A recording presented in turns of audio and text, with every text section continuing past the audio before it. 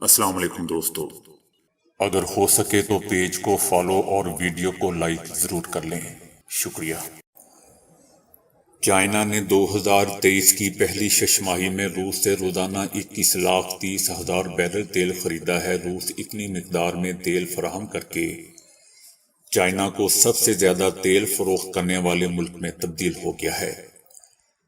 China نے یہ اعداد و شمار جاری کرتے ہوئے کہا ہے کہ اس سال کے پہلے 6 مہینوں میں روس نے چائنا کو سب سے زیادہ تیل فروخت کرنے کی پوزیشن سعودی عرب سے چھین لی۔ ڈسٹرکٹ اینڈ سیشن جج نے عمران خان کی قبل از گرفتاری کا تحریری حکم نامہ جاری کر دیا ہے۔ جج فرق فرید بلوچ نے تحریری فیصلے میں لکھا ہے کہ یہ مضحکہ خیز ہے کہ عمران خان نے خود اپنی غیر قانونی گرفتاری کا ڈرامہ رچایا تاکہ پرتشدد خفیہ پلان کو عملی جامہ پہنایا جا سکے۔ ہنری کسنجر چائنا کے دوروں کی سینچری مکمل کر چکے ہیں۔ اب تازہ ملاقات میں ہونے والی گفتگو کے حوالے سے کوئی تفصیل سامنے نہیں آئی ہے، تاہم کہا جا رہا ہے کہ ان کا یہ دورہ امریکہ اور چائنا کے درمیان جاری تناؤ میں کمی کے لیے ہے۔ ہنری کسنجر کا کہنا تھا کہ وہ یہاں چائنا کے دوست کی حیثیت سے موجود ہیں۔ دونوں ممالک کو چاہیے کہ وہ غلط فہمیوں کا خاتمہ کریں اور تصادم سے گریز کرتے ہوئے ایک ساتھ چلنے کو ترجیح دیں۔ ہنری کسنجر نے ہی 1970 میں دوستوں چائنا اور امریکہ کے درمیان سفارتی تعلقات کی بحالی میں اہم کردار ادا کیا تھا۔ بھارتی کسان صرف 2 ماہ قبل ٹماٹر کی گرتی ہوئی قیمت سے پریشان ہو کر ان کی بڑی مقدار ضائع کرنا چاہتے تھے، لیکن اب وہ اسی ٹماٹر کی بدولت کروڑ پتی بن چکے ہیں۔ پونا کے 36 سالہ ایشور نے صرف 2 ماہ قبل ٹماٹروں کی انتہائی کم قیمت پر دل برداشتہ تھے اور انہوں نے سارے ٹماٹر ضائع کرنے کا ارادہ کر لیا تھا، تاہم انہوں نے اپنے 12 ایکڑ وسیع کھیت پر کام جاری رکھا اور ٹماٹر اتارتے رہے۔ اس دوران اچانک ٹماٹروں کی قیمت آسمانوں کو چھونے لگی اور وہ اب تک 3 کروڑ سے زائد کی رقم کما چکے ہیں۔ بھارت کی شمال ریلوے انتظامیہ نے دہلی کی 2 ممتاز مساجد بنگالی مارکیٹ مسجد اور بابر شاہ تقیہ مسجد کو نوٹس جاری کرتے ہوئے 15 دنوں کے اندر زمین خالی کرنے کا مطالبہ کر دیا۔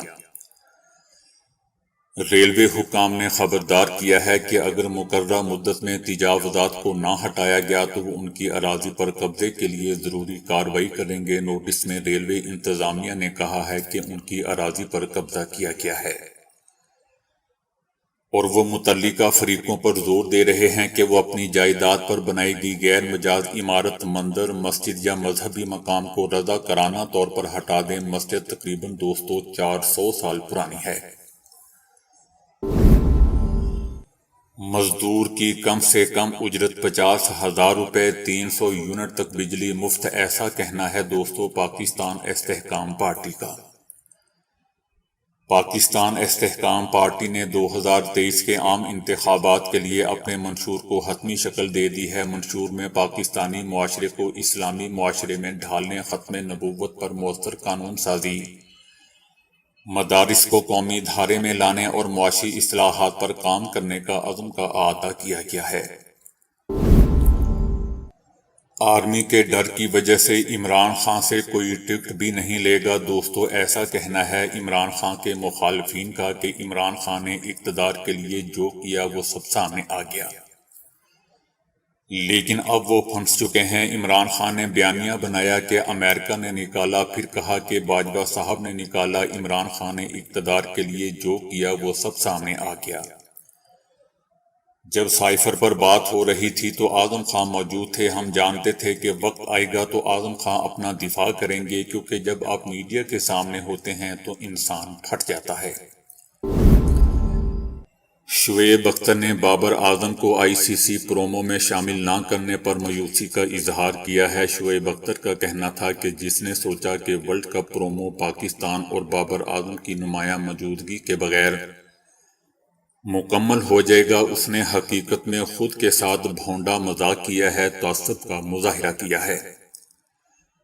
میرے خیال میں تھوڑا بڑا ہونے کی ضرورت ہے۔ ICC کی جانب سے 2 منٹ اور 13 سیکنڈ کی ویڈیو جاری کی گئی ہے، جس میں دوستو یہ تقریباً آپ پہنچا کا پیغام بھی درج ہے۔